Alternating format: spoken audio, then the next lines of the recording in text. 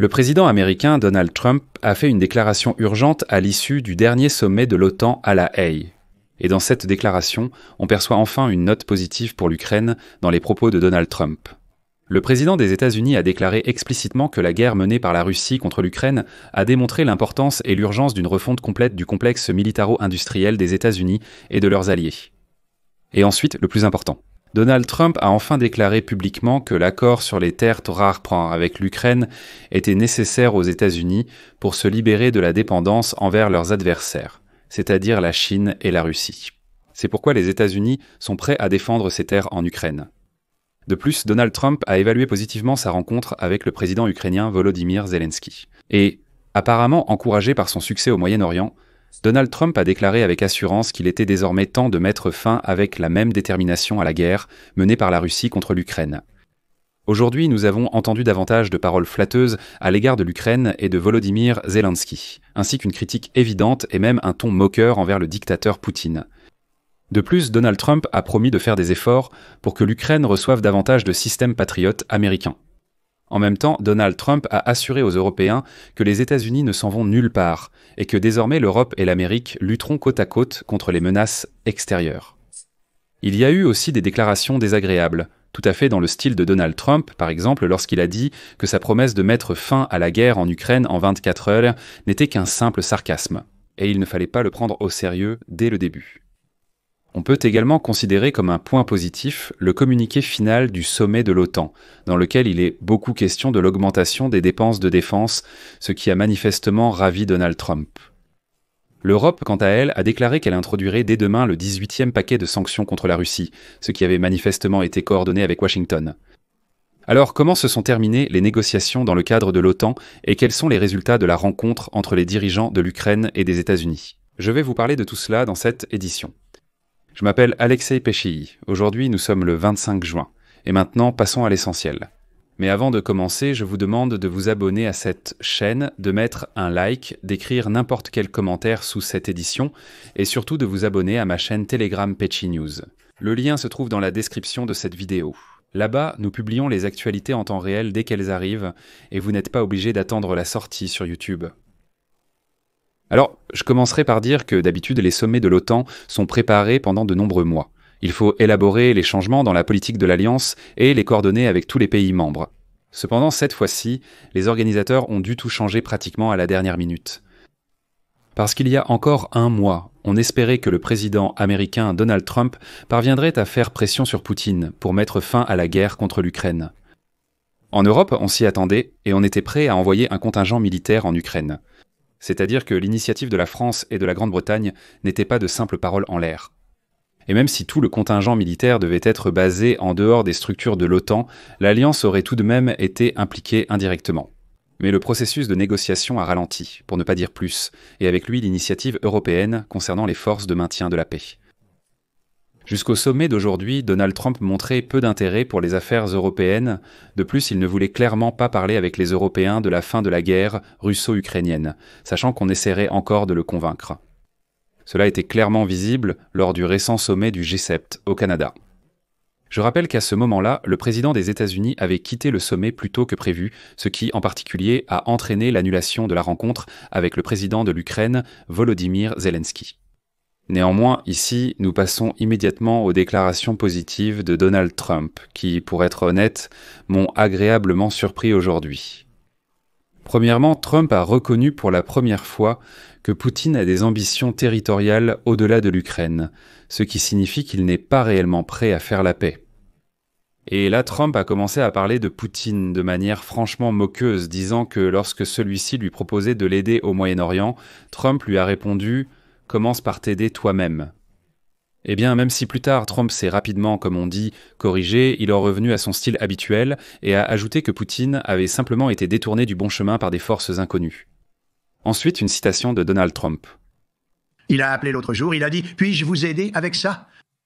J'ai dit « Non, vous pouvez m'aider avec la Russie. » Je veux dire, c'est possible. Je sais une chose, il aimerait trouver un accord, il aimerait sortir de cette situation. Pour lui, c'est le désordre. Il a appelé l'autre jour et il a dit « Est-ce que je peux t'aider avec l'Iran ?» J'ai répondu « Non, tu peux m'aider avec la Russie. » Parce que ces dernières semaines, nous avons réglé l'Inde et le Pakistan, le Kosovo et la Serbie. Nous avons résolu 2 autres conflits. Non, je pense que lui, c'est-à-dire Poutine, est quelqu'un qui, à mon avis, a simplement été égaré. En fait, je suis très surpris. J'étais sûr que nous allions facilement trouver un accord. Néanmoins, plus tard, Donald Trump a tout de même rencontré le président de l'Ukraine, et Volodymyr Zelensky a qualifié cette rencontre de positive. Et lors de la rencontre, il l'a montré à Trump. Une preuve que les Russes, lors des derniers échanges de corps de militaires, ont remis à l'Ukraine les corps de soldats russes, ce qui indique que la Russie se moque complètement de ces soldats tombés au combat. Trump m'a encore surpris lorsqu'il parlait de Zelensky. On a demandé à Trump s'il avait parlé avec Zelensky d'un cessez-le-feu, ce à quoi Trump a répondu, je cite,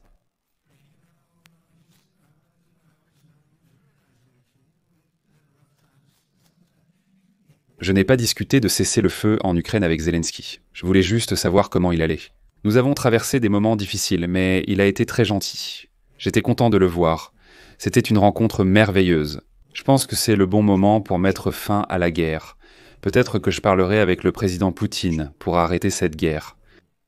Et ici, ne vous précipitez pas pour tirer des conclusions. » En fait, des sources internes rapportent que Trump, lors d'une réunion à huis clos avec les dirigeants des pays de l'OTAN, a déclaré, je cite, « Il faut faire quelque chose avec l'Ukraine, car la situation est complètement hors de contrôle. » Et donc, selon l'interlocuteur de l'agence, ce commentaire de Trump a été perçu par les Européens comme un signe positif, car il n'a pas été dit dans le contexte d'une trahison de l'Ukraine, mais plutôt dans celui de mesures plus décisives contre une Russie de plus en plus agressive. Et après cette déclaration, c'est le chancelier allemand Friedrich Merz qui a annoncé que demain, le 26 juin, l'Union européenne annoncera l'introduction du 18e paquet de sanctions contre la Russie. Eh bien, le président français Emmanuel Macron a déclaré que les pays de l'Union européenne devraient définir les conditions pour reprendre les contacts avec la Fédération de Russie, contacts qui ont été rompus après le début de la guerre à grande échelle en Ukraine. Mais là aussi, ne vous précipitez pas, écoutez d'abord la citation de Macron. Nous devons repenser l'architecture de sécurité sur les territoires, allant de la mer Noire à l'Arctique, déterminer dans quelle mesure nous sommes prêts à nous défendre et à quelles conditions nous sommes prêts à dialoguer avec la Russie sur la limitation des armements et le rétablissement de la confiance. Il faut y réfléchir dès maintenant. C'est d'ailleurs un signe que les Européens ont reçu l'assurance que les États-Unis ne quittent pas le continent et qu'il est donc possible de commencer à planifier la suite. D'ailleurs, à ce sujet, Donald Trump s'est aussi exprimé de manière assez positive. En commentant l'application de l'article 5 de la charte de l'OTAN, Donald Trump a déclaré, je cite, « Je suis venu au sommet parce que c'est mon travail, mais je repars d'ici avec un sentiment un peu différent. J'ai vu comment les dirigeants de ces pays se sont levés. L'amour et la passion qu'ils ont montrés pour leur pays étaient incroyables. Je n'ai jamais rien vu de tel. Ils veulent défendre leur pays, mais ils ont besoin des États-Unis d'Amérique. Sans les États-Unis, cela n'arrivera pas. Cela m'a touché, ils aiment leur pays. Maintenant, l'OTAN va fonctionner, parce qu'ils paient beaucoup plus. Maintenant, je ne ressens plus qu'on nous exploite, et nous allons les aider à défendre leur pays. » Et donc, après le sommet, au lieu d'une position détaillée sur toute une série de problèmes internationaux, la déclaration finale du sommet de l'OTAN ne contient que 5 paragraphes. Et d'ailleurs, c'est mieux ainsi. Et l'essentiel dans ce document, c'est que jusqu'en 2035, les pays de l'OTAN promettent de consacrer chaque année 5% de leur produit intérieur brut à la défense et à la sécurité. Sur ce montant, 3,5% sont destinés au financement des forces armées et 1,5% aux projets d'infrastructures liés à la sécurité, c'est-à-dire la construction de voitures de transport, le financement des industries de défense et d'autres choses similaires. Je tiens à souligner ici que Friedrich Merz, le chancelier de l'Allemagne, a réussi au début de cette année à faire adopter exactement la même initiative par le Bundestag, le Parlement allemand. En réalité, il s'agissait d'un grand paquet de financement qui était soi-disant destiné à des projets d'infrastructure, mais en fait, il allait à la défense.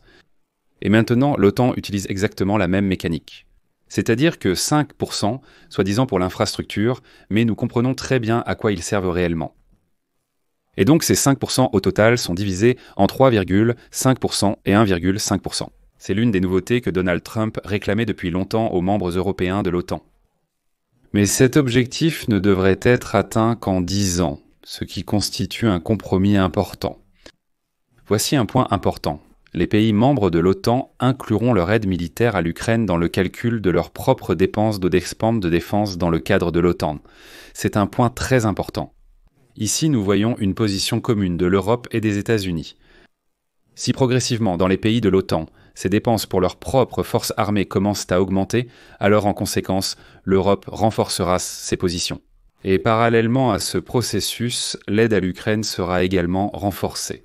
C'est-à-dire qu'il y aura la production d'armes, la production de munitions, et en conséquence, il y aura cette ressource militaire qui aidera les forces armées ukrainiennes. De plus, il ne faut pas oublier que les pays européens ont déjà déclaré qu'ils étaient ensemble prêts à acheter des armes à l'Ukraine, et pour cela, ils sont prêts à investir dans des usines communes en Ukraine. Et ici, je vais le répéter encore une fois pour que ce point positif pour l'Ukraine soit bien compris. Inclure l'aide à l'Ukraine dans les dépenses de défense communes des pays de l'OTAN, c'est un énorme avantage. Sinon, les pays membres de l'OTAN auraient dû chaque année chercher des fonds supplémentaires pour la défense et aider séparément Kiev. Il aurait fallu voter chaque année séparément, pour chaque paquet et ainsi de suite. Maintenant, ce n'est plus nécessaire. Il existe une politique principale de l'OTAN. Chaque pays consacre un certain pourcentage de son produit intérieur brut à la défense, et c'est à partir de ces fonds que l'aide à l'Ukraine est envoyée. Les signaux politiques pour l'Ukraine sont également positifs, mais il y a des nuances. Dans la déclaration finale, la Russie est reconnue comme une menace à long terme pour l'ensemble de l'espace euro-atlantique, y compris pour les États-Unis d'Amérique. Cependant, il s'agit ici de la poursuite de la ligne déjà inscrite dans le concept stratégique de l'OTAN, adopté en 2022 sous Biden. Autrement dit, la Russie n'est pas devenue une plus grande menace pour l'OTAN, elle est simplement restée une menace. Mais néanmoins, les pays du flanc et de l'OTAN ont déjà décidé d'ériger un nouveau rideau de fer, en minant complètement toutes les frontières avec la Russie. Le document final ne mentionne pas les perspectives d'adhésion de l'Ukraine à l'OTAN, et c'est encore un compromis avec Donald Trump et certains autres sceptiques. Cependant, le secrétaire général de l'OTAN, Mark Rutte, a déclaré que la voie de l'Ukraine vers l'adhésion à l'Alliance reste irréversible et que les pays membres continueront de soutenir Kiev sur cette voie. Je vais maintenant citer Mark Rutte. Nous sommes aux côtés de l'Ukraine dans sa quête de paix, et nous continuerons à la soutenir sur sa voie irréversible vers l'adhésion à l'OTAN. Les dirigeants sont tombés d'accord aujourd'hui sur une trajectoire qui garantira que nous pourrons assurer notre liberté et notre sécurité pour de très nombreuses années. C'était à part et à années. Il est évident que, dans ce contexte, la déclaration du sommet de l'année dernière reste valable, à savoir que l'avenir de l'Ukraine est dans l'OTAN et que sa voie vers l'adhésion est irréversible. En bref, il n'y a rien de nouveau ici. Nous sommes revenus à des déclarations formelles et personnellement, je ne crois pas du tout à une adhésion rapide de l'Ukraine à l'OTAN. Eh bien, par exemple, la Turquie est en train d'adhérer de manière irréversible à l'Union européenne depuis près de 40 ans et elle n'a toujours pas adhéré. C'est-à-dire, vous comprenez qu'il ne faut pas prêter attention au mot « irréversible ». Il est également fondamentalement important que les dirigeants de l'OTAN aient confirmé leur engagement indéfectible envers la défense collective, consacrée à l'article 5 du traité de Washington. Elle stipule qu'une attaque contre l'un des membres de l'Alliance est considérée comme une attaque contre tous. Ce point est important compte tenu des suggestions régulières de Donald Trump, selon lesquelles il pourrait ne pas défendre les membres de l'OTAN qui dépensent peu pour la défense. Mais aujourd'hui, Donald Trump était clairement d'une humeur différente et a déclaré explicitement que les États-Unis ne partaient de nulle part et qu'ils continueraient à défendre l'Europe. Mais même ici, il y a eu un incident. Par exemple, Donald Trump a sérieusement critiqué l'Espagne. Et ensuite, je vais citer un long passage. L'Espagne, c'est une catastrophe. C'est le seul pays qui ne payait pas et qui ne veut pas payer plus de 2%. Je pense que c'est terrible. Vous avez une bonne économie, mais votre économie peut sombrer si quelque chose de grave vous arrive. Vous savez, l'Espagne est le seul pays qui ne paie pas. Je ne sais pas quel est sans le problème, je pense que c'est très mauvais. Vous savez ce que nous allons faire ? Nous négocions avec l'Espagne un accord commercial, nous allons les obliger à payer 2 fois plus. Et je le dis très sérieusement. J'aime l'Espagne, je connais beaucoup de gens d'Espagne, c'est un pays magnifique, avec des gens formidables.